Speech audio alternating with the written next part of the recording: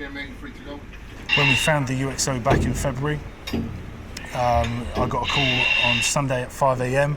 It was a bit of a, we got the call, oh Mike, we found a bomb. It took me a couple of seconds to process what on earth was going on.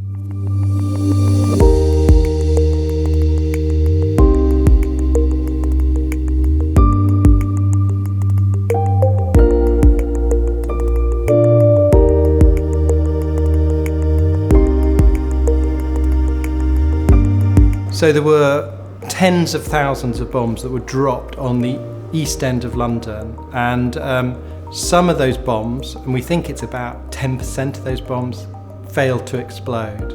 And King George V dock was one of the biggest docks in the Port of London, and that site where the city airport is currently expanding is probably an area which was targeted especially by the German Luftwaffe.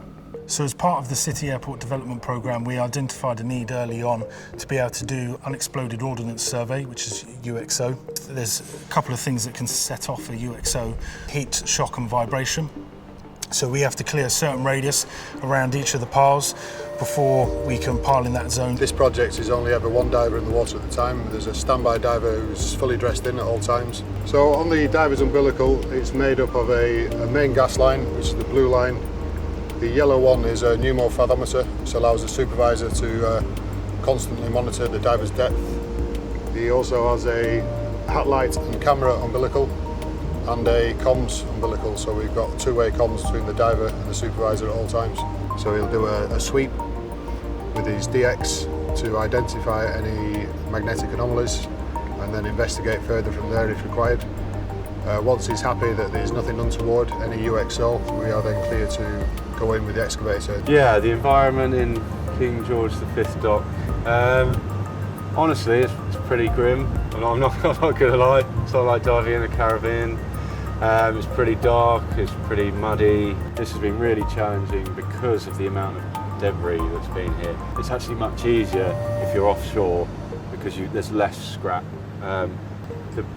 The bomb we actually found was just over here, just to the north of us by the terminal there. I was actually the guy that identified it. So yeah, there was one of the Red's non-UXO divers found it, and he had his suspicions. I went in to confirm it and identify it, and then excavate it a little bit more, expose it. So yeah, I was right there and did the identification, and then it went to the Navy after that. When we found the UXO back in February, we did almost a triple check with our UXO divers to say, are we definitely sure, because we don't want to report this and cause an operational impact that we don't need to.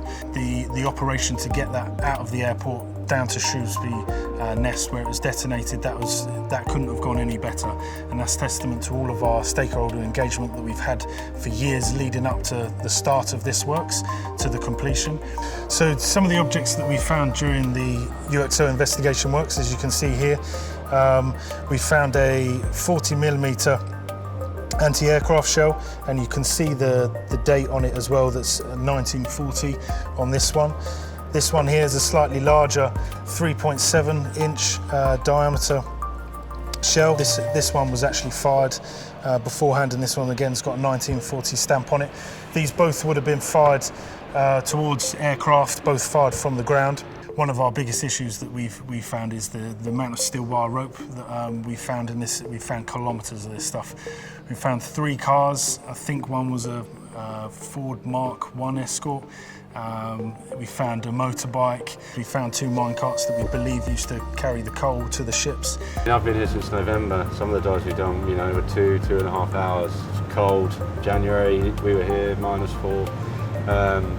Cold. Damp. But look at it now, it's much better than it was.